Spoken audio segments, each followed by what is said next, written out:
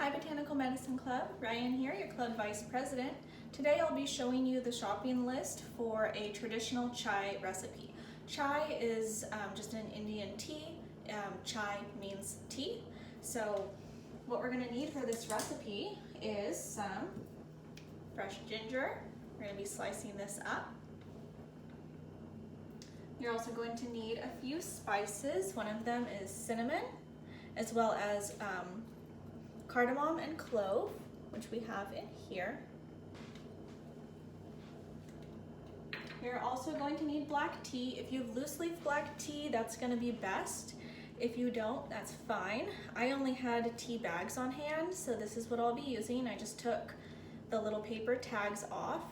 And for this, about 2 tea bags is 1 tablespoon. So I'm going to be using 4 to make a stronger tea.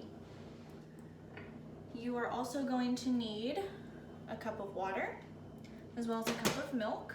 And for the milk, use whatever you prefer. I'm using unsweetened almond, but you could also use regular milk, oat milk, soy milk, whatever you have on hand.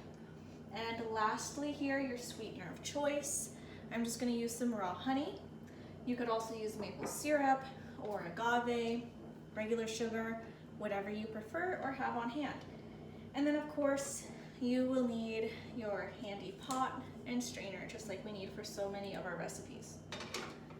So this recipe is highly individual. You can really tailor it to you. So if you want a very cinnamony chai, add more cinnamon. If you want more cardamom, add more cardamom. There are also some really other nice ingredients you can add just to add some variety of flavor or some different medicinal properties. Some of those include star anise, fennel, and peppercorn. These are some other spices that are in some varieties of chai. So those can be common depending on what kind of chai you're making. And some other fun ingredients you can add if you want to do an adaptogenic chai, which is nice right now. I know we're all either just finishing up exams or starting them right now. Can include Withania, also called Ashwagandha, Astragalus, Eleutherococcus, Ocimum, which is also known as holy basil or tulsi, as well as some rose petal. Those are all really nice additions to chai. I had Withania and Ocimum on hand, so I went ahead and put those together to add to my chai so that it has some adaptogenic qualities. So some other things you want to know before you get started on this recipe are that it is going to be better to use whole spices. You saw that these spices are all whole. You're going to get more flavor if you crush them up yourself and add them fresh. However, if you only have a ground spice on hand in your spice cabinet, it is okay to use that.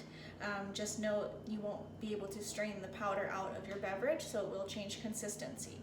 So if you have the whole spice, that is preferred. For the milk, you can play with the ratio. I'm using a 1-to-1 ratio of 1 cup water to 1 cup milk. However, if you want a lighter chai, do more water. If you want a richer chai, do more milk. So tailor it to what you prefer. And lastly here, you can make a larger batch. So we're going to be making about 2 cups worth of beverage. However, you can make it in a larger batch and refrigerate it for up to 4 days. But if you do this, you'll see when we make the recipe that you're gonna be decocting the herbs. So you do the decoction, put that in the fridge, and when you're ready to drink it, then heat up your milk and combine. So those are just a few tips for you to be aware of before we get started. So I hope this was helpful. Go gather all your tea ingredients and meet us back here next week for the recipe, as well as on Sunday for our chai tea circle, so that we could all talk about the chai and enjoy it together. Thanks, see you then, bye.